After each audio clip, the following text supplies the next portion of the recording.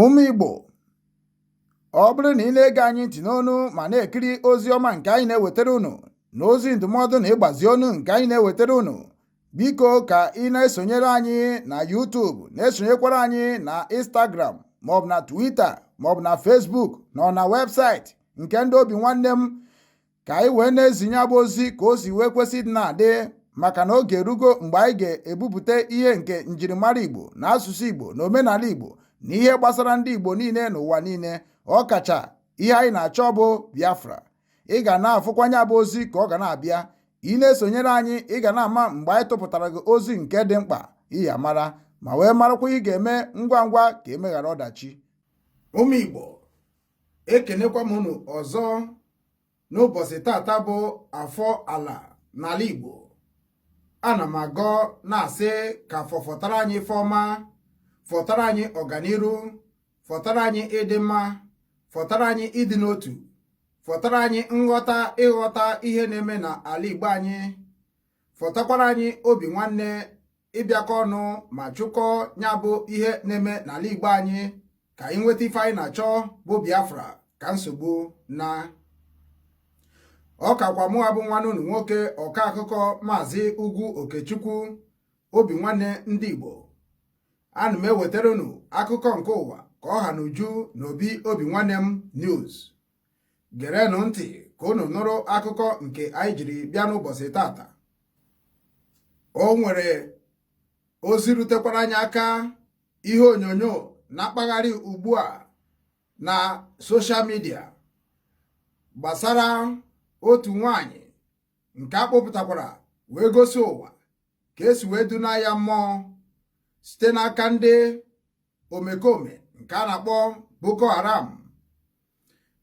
Anyị na-ezigara ụmụnne anyị bụ ndị Igbo niile n'ebe ọbụla ị nọ na mkparaba ụwa dị iche iche, wee na-asụ unu ka anyị tetenụ n'ụra, marụ na ihe anyị ga-eme ngwa ngwa ka anyị si n'aka Naijiria pụọ, maka Naijiria bụ obodo nke ewepụtara imegide ndị ụmụ Chineke, megide ndị aka ha dị ọcha, megide ndị ọnụ ada eru n'okwu.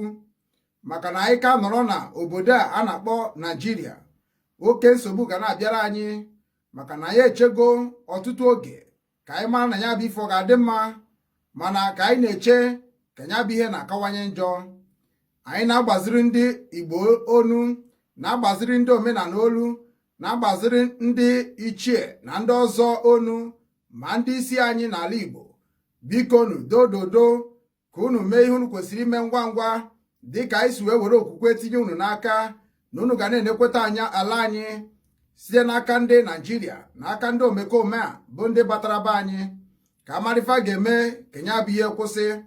Ọ bụkwanụ mmadụ ka a na-egbu na ọ bụrụ ọkụkọ, maka na anyị nwa bụ ndị Igbo, ụmụ Biafra, anyị hụrụ mma ndụ n'anya. Ọnya mere anyị ga-eti oke mkpu ka unu nụrụ onu anyị ma mee ihe unu kwesịrị ime ngwa ngwa tupu emeghara ọdachi. Otu nwanne anyị nwoke nke a na-akpọ Ọfịa Fụrụ Agụ ezikwana ozi zigara nwanne anyị nwanyị nke a na-akpọ Ada Jizọs, na-eme ihe amụ na ihe ọchị na ime Naijiria. O zigakwara ya ozi wee sị ya na o nwere ihe ọ na-anụ, o ji ya wee kwuo na soshal midia na ya bụ ebubo ihe ọ nụrụ eborie site na ebe ọ nọ abụrụ ya nwa mere ya, na ọ bụrụ na ọ bụ ya nwa mere ya, ka Chukwu Okike abịa ma n'afọ na ihe n'afọ na nzuzo wepụ ndụ ya, wepụ ndụ ezinụlọ. Na ihe o ji etiri mkpu a ka ndị Igbo niile nọ n'ụwa niile n'onu ya, ka ndị niile bụ ndị obi ebere ma ndị nwere obi nwanne wee n'onu ya, wee mara na ebubo bụ otu ife nke na-egbu ndụ mmadụ ma na-eme ndị mmadụ ewepụ ndụ ha n'ụwa. Ọ na-ezigakwara nwanne anyị nwaanyị a nke a na-akpọ Ada Jizọs na ọ bụrụ na ebubo a ibori ya na ọ bụrụ eziokwu, ya na-asị ka Chukwu Okike abịama ka ọ nụọrọ ya ọgụ na mmụọ. Mana ọ bụrụ na ọ bụ eziokwu, ka ya bụ ife niile nke o kwuru n'isi gị ka ọ bịa chiere ya, bịa chiere ezinụlọ ya.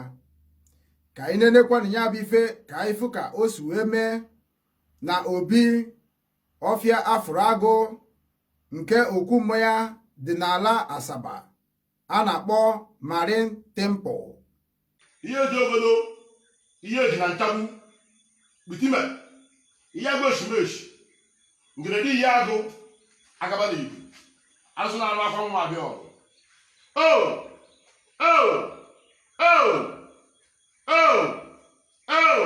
Ọgwụ ife alele, ọgwụ ife alele, ọgwụ ife alele, ọgwụ ife alele ka ọ bụ nyere iyi, bụ ife alele nyere nwa bụ nwaanyị. Ọ bụrụ nke ịgbọm ọrụ a, ọ bụrụ nke ịgbọm ọrụ a, ọ bụrụ nke bụ alụsị kpọm ka mbịasa abụọ anyị, obi m ifere n'ihu. Ọ bụrụ na ọ bụrụ nke ịgbọm ọrụ a, ifere bụrụ nke m. Ọ bụrụ na ịgbọm for this work, ọrụ m na-alụ, obi m ifere n'iru. Alịrị egbugo m. Alịrị egbugo m ife nna mara anya. Alịrị egbugo m. Alịrị na-egbu m. Amara m anya. Ụkwụ m, aka m adịrọ. Ogene ka m nwa mmadụ. Oge ji na-ebugharị afa m na nkịtị na-eme nta na-eme imo. A na-agba kirikiri ka epu ụlọ ọfịa fụrụ agụ daa. Mana onye Chukwu mega ezo mega eze. Live. Enwe na-agwa isi gị jelu m ọgụ. Jelu m ọgwụ n'afọ. Jelu m ọgwụ n'akwọ. Jelu m ọgwụ n'eke.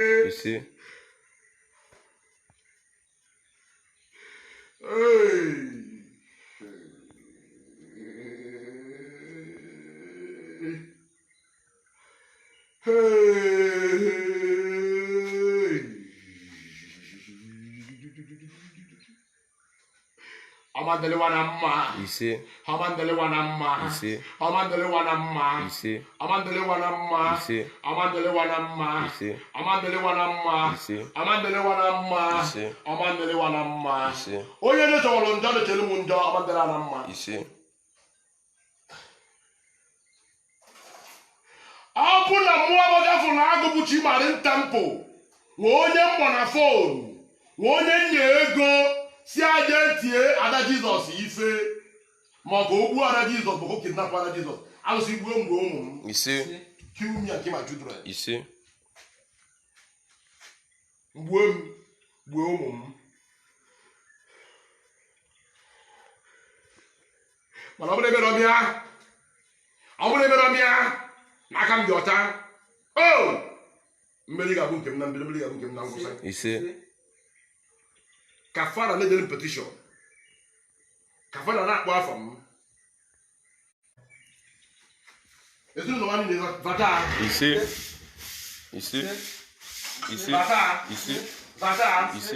zaa na afọ, zaa na nkwọ, zaa na eke, zaa na oye, zatala, zapụwa azapụ, zapụwa azapụ. Mee ife imeso na aka ji ọfọ ka ọ fụ na alụsị dị.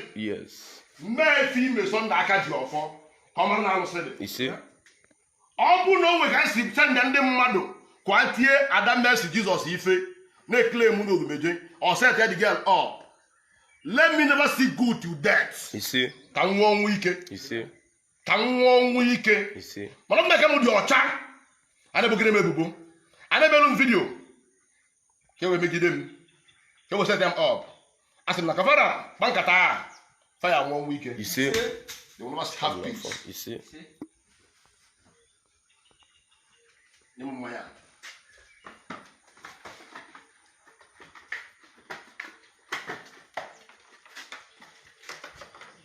I want police. I want lawyer. Ne police. Ne lawyer. Ne mom. Ne pam. Ne very young one. I have no any other thing than this. If you provoke me, I report you to Oracle. Again, if you I'm mailing video. I'm not a pastor. I put on Facebook. And then video against pastor. Am I scared of him? Or can defeat him? Or can move me? One get me that video. Go on, demand them a video. Now, no, you can't run out. Or whatever I he never called my name. I'm playing his music in my motor. I'll give him the water. Or a mailing video. Follow me. You think you have power? You are a common native doctor. You are a 419. You are a this. And what's the number on 419? I'm not want peace no one. For the sake you called me a 419, you will never have peace. That is what I told you. And so shall it be. You see? You are coming at us about stadium, a comedy. I never wanted to stop in as about Kambuyi. Ngezi aka fe one man n'Imo State what igbo yi. I don't even have your number in my phone again. You was my friend. Okwu na agbasa wọrọ yi golia. Mmadụ ya post ya na ego polo ego. Enye ya ji melu video. If bala mba, obele nwade ka na bala mu abafe fula ago mba. It's child like you. Ni luo ka nwe yizim life. Iwe pupo onu, iwe kparịsịa m, iwe pụtara etisie ya ife, ije mbe petition. Na ese na mu abo ndị send ke kidnap anyị. And the kidnap we ilanam on Facebook saga. And they kidnap by. If you something on Facebook, I summon you to Oracle. Life. Okay, come me buyaram. Man, if you got the money about Alosi, and I'm to Alosi officially get that Life. Social media. If really I have hand in your problem, or I send somebody to come and deal with you, let the God strike me to death. You see? If I cancel this cost in the back, without so I'm claiming that I'm innocent. Let the gods kill me again. You see? Boom. You see? What no fun. Looking at me. Nke ba ya mmiri akwa m. No comment. I'm not the building you. Life. Nwale mo. You see? Nwale mo gra afọ. You see? Nwale m na nkwo. You see? Nwale m deke. You see? Ngwa, na video one medicine na FMMR. Ana ka mo ba account a. Nwale ka mo nyem bo. When did it? Facebook ga ngi Facebook ga me wo ma alo. When did it? Who fit have na Facebook TV? I'm in America. I'm in London. I'm in Igbo land. Confirm. If in this way, Life. I'm on my Igbo. Name see me and my boss. Upe. Are they wrong? You are saying I invite my boss. One get about yours. I'm about yours. You feel me? My even hate in my life. Mali boom. Ebubo. Allegation. You lied on me. You claim that I, Ofafolago, am your enemy. Well, I'm not your enemy. Why was he make me your enemy? Look at the video they did against me. Look at it. Look at the video they did against me.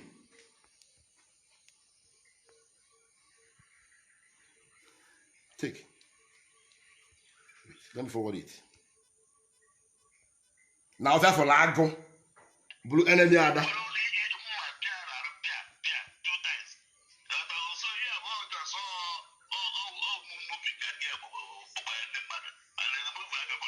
Video kine melu mo aba fa la ago e go ada atuku uno ano Jesus Christ no kalo nwa mo kalo ngomo one no for my trouble say Jesus Christ go save you agunga ye ka kwa because na ka jofo ano ko na e gbakun I am telling you on Imo State ko yo zana he's not going to make his go so I am telling you don't make it ka nwa life when did he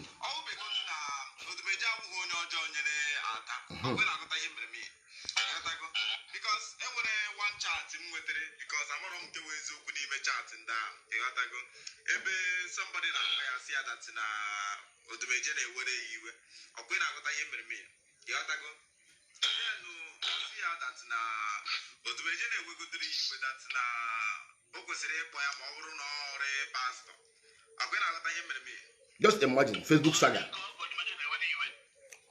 nke ji bụrụ onye dị onwe ya na-afọkwa ya iji climb iji sell ị ga-eji m sell aka iji pastor sell ala onwe na make your familiarity ko mama lay not insulting somebody or put allegation on somebody's head ngwa dey get ngwa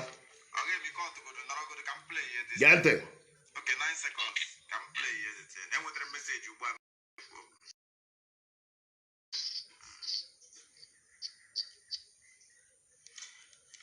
and with the message okay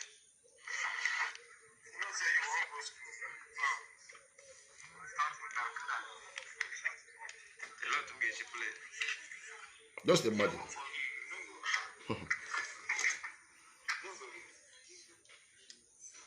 no more about kidnappers ya no more send them just imagine saga more about fear they kidnap why am I kidnap you nwe ego you come jide ego I may tell you for what you come to Asaba with your husband did I kill you no I mean Asaba you are in Imo State what concerns Asaba with Imo State nothing when did it ngwa there don't know yeah. So I don't think, but Nah, man, no way that is complicated. No more than himself.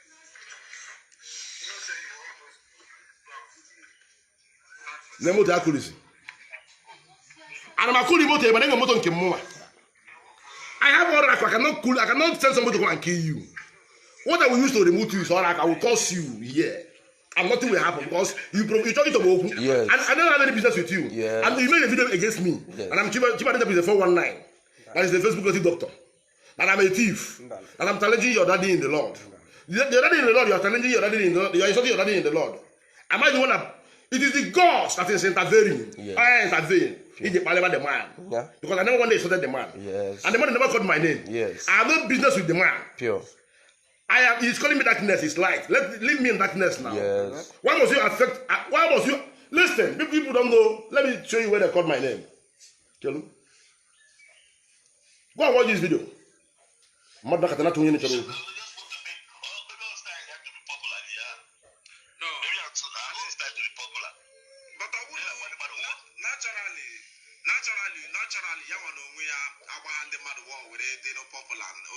Just the money. I got a huge game. You got to go. I don't know. Came up with him at the temple. Yeah, from Mayo. I'm going out there in my mid. Kia basically, yem, na Dregowi, yeah, I done it. You got to go. But now, listen.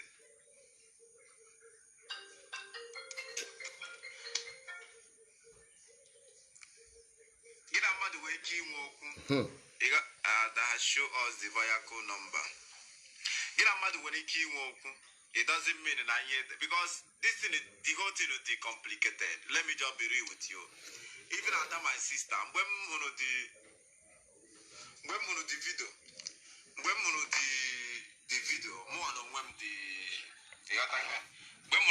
more than when the confused. I'm going to go to me. More than when they call me, let me give you part game. Okay. I'll give a game more and I confused because I got a huge game.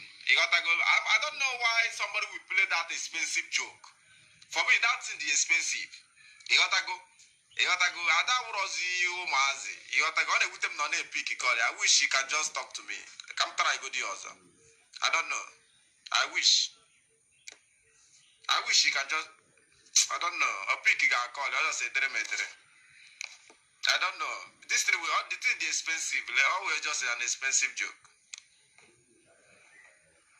Okay, okay, me let. I will go to the confused. You will connect to go to you got to go. Hello? Yeah, my brother, Mayor. Go and take water and clean your eyes. This thing often I will get why should not go that. That can go to the Java or divert to the different area. Here be upland, I'm going to Doro Kraku. Who is why should be called Major? That's advantage. That's in the video that by the truth. I'll be able to set up to where I stand or whatever it is. We're not fools, my brother. We're not fools. I'm going to give theOkraku or that game. American people comment the one should call Major or that people in Major. Okay, I don't know and Chimare. That's what she did now.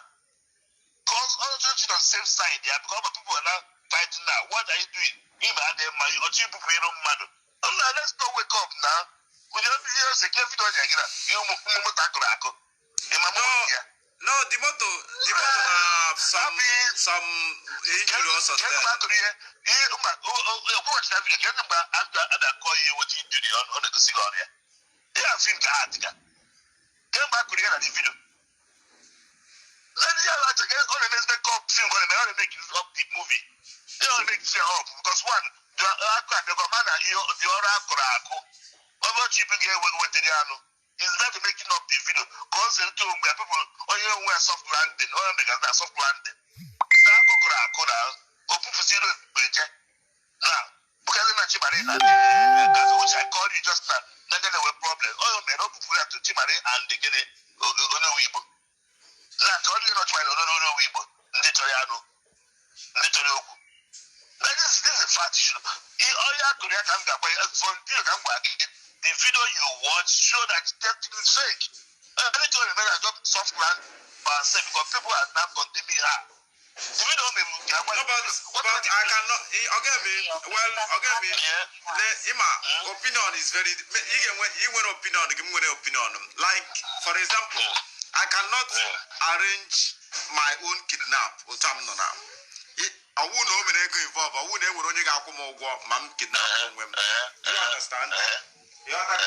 I cannot do that. But then, I want my own opinion. I can have problem with somebody. Somebody can just try to use somebody. Just imagine. Just qualify it. Then opinion can have it. Just imagine. The only thing. Just imagine. This video, those people made those things. Which I can just chat her letter to ask her. You got to go with any of them. You got to go. Because to everything is on. Just imagine. Any of them. Because You see the plan work? Evil people. I watch. I'm going to win. Do your own physical. Let me do my own spiritual. You got to go. Better. You got to go. I will cram against humanity. You got to go. But now I can personal opinion. Yeah, about Saham na yon. But onye go do the video bu aha ya okwe na agota manity na always okwu ya ada na ekwu always ya onwe ikekwe na eme another person accuse o ya wurukwa na the thing she from right source. Do you understand? Mayor. Well, the event you my own team based on the video. That's what I'm saying. The video tell you how to arrange. The video goes not arrange. I could based on when they were probably Okay. Me with the message from Yawana. Listen. Come on the message. Go. Thank you, answer. I'm gonna the phone number send them, but I got me the phone number public. I will read I'm gonna go chat Yana the person, go everything on the send them now. Now listen. This number called me 4 days ago, threatening to deal with me if I don't apologize to Lion. Am I even again me, eh? This thing on the send because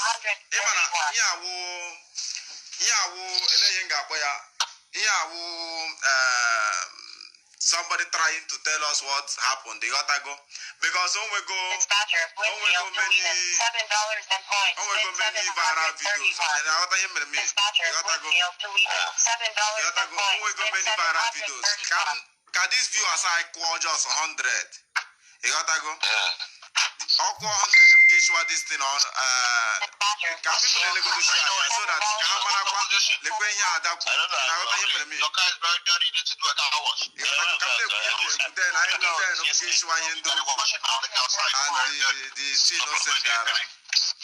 okay.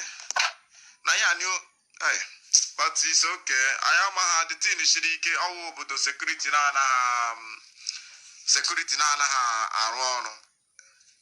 And I didn't. Okay. So then at the end of the day, ndiri legere the video, Adam with a different opinion. In a name Adam with a different opinion, which only I am not some of her message. More no women, I got me yem now, or when I got a him with me. You got to go.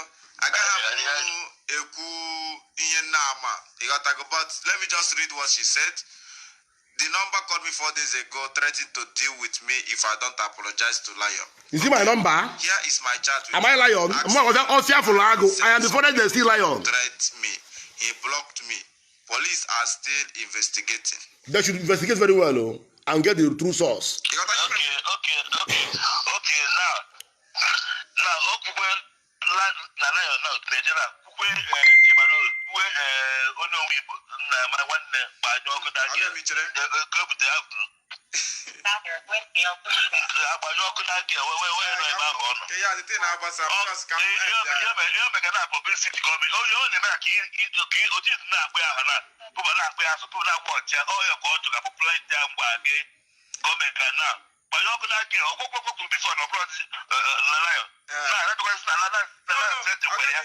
Let me just make my own comments. lee ihe m belivuru biko tie maka ịma asị gị mayor biko ị ga-akpọ ka awacha dị vidio ka a mara analyze check kọmentị ọ na-etere gị ọ na-edifendi ashọn o merụ vidio ga-agwa gị ekebe eziokwu which video ga-agwa gị na vidio o merụ one mayor ifere akụ mmadụ ihe okwekwe ibiri aba ifere akụ mmadụ ihe akọ mmadụ ihe akwa ite oyi dị otu ọ dị onwere pọtịn nkịta afọ na-arụ ya pọtịn atọkara ọdị isi ya dịka ọ dị na-edejikwa ụbọchị vidio my brother dị ibu mugu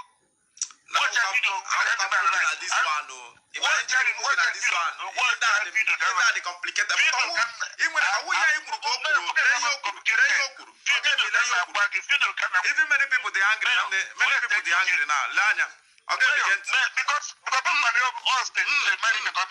people they angry that I'm not discuss the thing. I don't discuss how my sister even I can come out fully and defend her. It's my sister, but I don't have but I'm just yokuru. Also that now with this number. Onye kwere m the number ọzọ kwere m the number ezoro ịghọtago mgbe the number kpọrọ ya 4 days ago before ihe a na ya mee threat na ya mee apologize to Odumeje ị na ihe na-ekwu so now the number kpọchazie ya then ya nwadere Odumeje ihe kwichi o sendara m chat ya na Odumeje ya na ịghọtago o chendara m ya na Odumeje ka m gụọ ihe ya na Odumeje dere none have anything. Okay, January 24. Okay, yesterday. I don't know what wrong I have done to you for you to be sending people to be posting rubbish about me on social media and for you to send someone to threat my life, giving me 3 days to apologize to you publicly for a joke video I made. Yes, I will see what will happen to me. Anyway, I have nothing to say rather to wait for the 3 days. That Jesus message also sent their Odumeje, but then Odumeje block Oya. I'm not going to hear me. You got to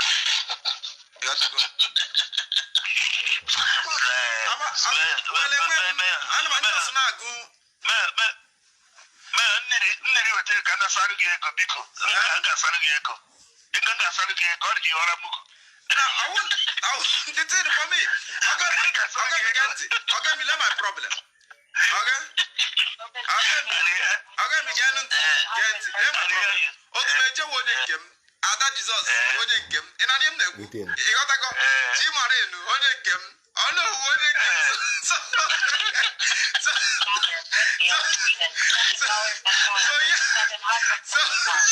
the thing.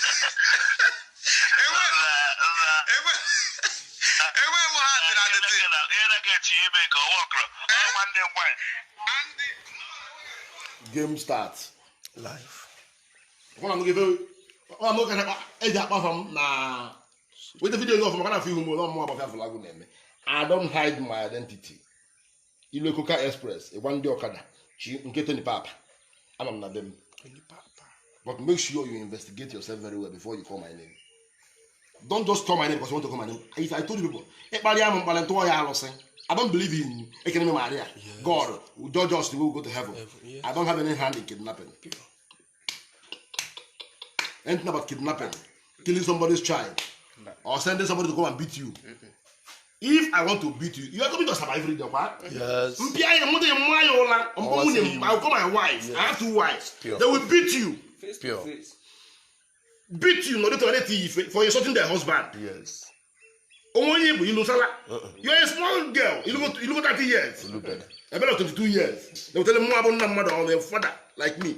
If I have hand in your kidnapping or in anything evil against you, physically, let the ghost of the land strike me to death. You see? But if I don't have anything physically with you, since you raise your mouth and anywhere they gathered to discuss evil against me in this issue, that family will be destroyed. You see? Kalesia. I don't know why. I give you your phone. Ofuma. You say Koba. Confirm. I start. Bokum. Ejili your phone. Ofuma. Ejili your phone. Ogu. Ejili your phone. Ogu. Ejili your phone. Ogu. Ejili your phone. Ogu. Ejili your phone. Ogu. Ejili your phone. Ogu. Bokum. Ejili your phone. Live. Ejili your phone. Ejili your phone. Muna ye nwere okwu. Muna ye nwere okwu. Muna ye nwere okwu. ị na-achọ m okwu ị na-emelu m vidio na-akpọ m iyi kpọọ m akanki common rat onye nwere mbụ common rat ga-atụnwu ya alụsị your generation ya wipe no case to answer because the man ejiri afia ịchọ m okwu ọfụma ijikwa na wall he delete he post about me because he make case with Chimarandam. I am waiting for you life going where I am not going. I'm not running anywhere. Name me, name man now. You are heartless. You agent of darkness. I'm going of darkness, yeah. For calling my name in a silly video. What is my business? If you have any, if you call me your enemy, I will be your enemy spiritually. I won't be your enemy physically. I will make sure, since you call my name, to spoil my name. All of you who have them, who don't attack it after till a while. No way you will go to recognize you for good. Nwere pop media no wa recognize for good. Ise Ada Jesus. Ị na-etinye aka n'ike ike mbeku. M ga-akpachi ibi aka. Ise I will make sure I seize you. Isi kote ebu agbawasị ya isi na. This is what I have for you. Life. Na ebe ka mo me go prefer kwa ebe. Isi kote ebu.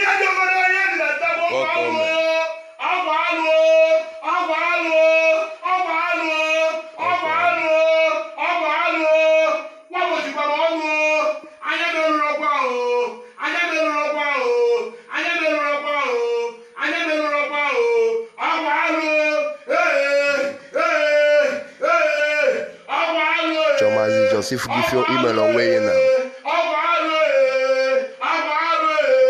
If you give email away, oh comment.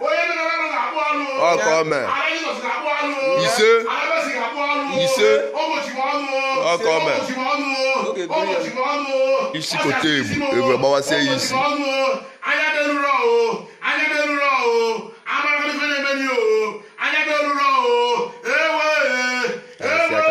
If you zuki na eme.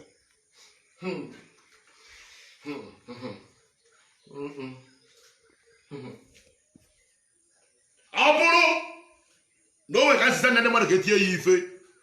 More arrangement to beat you or to kidnap you. Oh, let me die. Kamuru n'afọ nwa na nkwọ nwa na ike nwa na oye mana bụrụ mere m ya n'ịchọ nnọkụ nkukwe lie against me with your RNG people ma nwaanyị nọ n'ime ma nwoke nọ n'ime ma onye ma nọ n'ime epekwana ka n'okpuru ha nfe na-ekwu okpuru ebe anyị dị open wee ite ọfụma ka voice m wee ite ọfụma otu ehe ma nwoke nọ n'ime ya ma nwaanyị nọ n'ime ya ka unu ragada against me.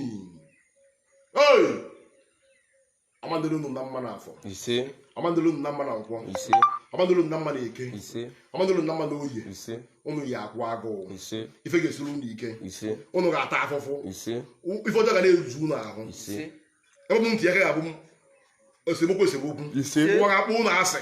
People will turn the world to call me a kidnapper. How can I send somebody to kidnap you? Look at what we kidnap you here. It's oracle. Life. I am officially telling you now to go and fight my battle for me between me and Adamesi, Onimo State.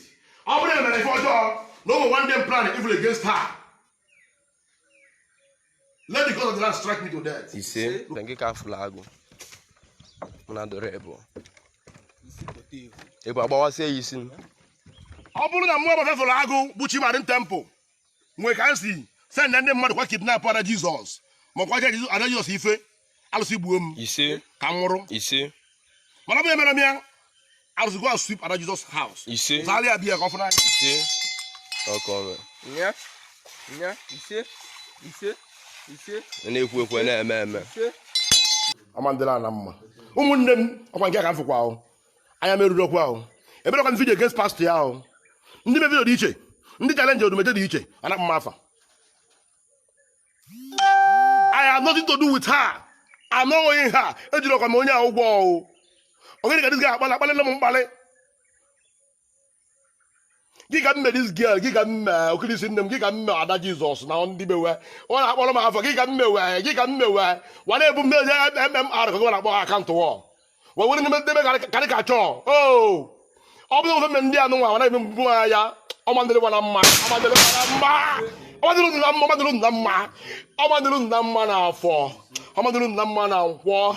Ọmandele nna mma na eke. Ọmandele nna mma na oye. Hai. ụmụ Igbo, ọ bụrụ na ị na-ege anyị ntị n'onu ma na-ekiri ozi ọma nke anyị na-ewetara unu na ozi ndụmọdụ na ịgbazi ọnụ nke anyị na-ewetara unu, biko ka ị na-esonyere anyị na YouTube, na-esonyekwara anyị na Instagram maọbụ na Twitter maọbụ na Facebook na na webụsaịtị nke ndị obi nwanne m, ka anyị wee na-ezinye abụ ozi ka o si wee kwesị ịdị na-adị, maka na oge erugo mgbe anyị ga-ebupụta ihe nke njirimara Igbo na asụsụ Igbo na omenala Igbo na ihe gbasara ndị Igbo niile n'ụwa niile, ọkacha ihe anyị na-achọ bụ Biafra. Ị ga na-afụkwanye abụ ozi ka ọ ga na-abịa, ị na-esonyere anyị, ị ga na-ama mgbe anyị tụpụtara gị ozi nke dị mkpa iyi amara, ma wee marakwa ị ga-eme ngwa ngwa ka emeghara ọdachi.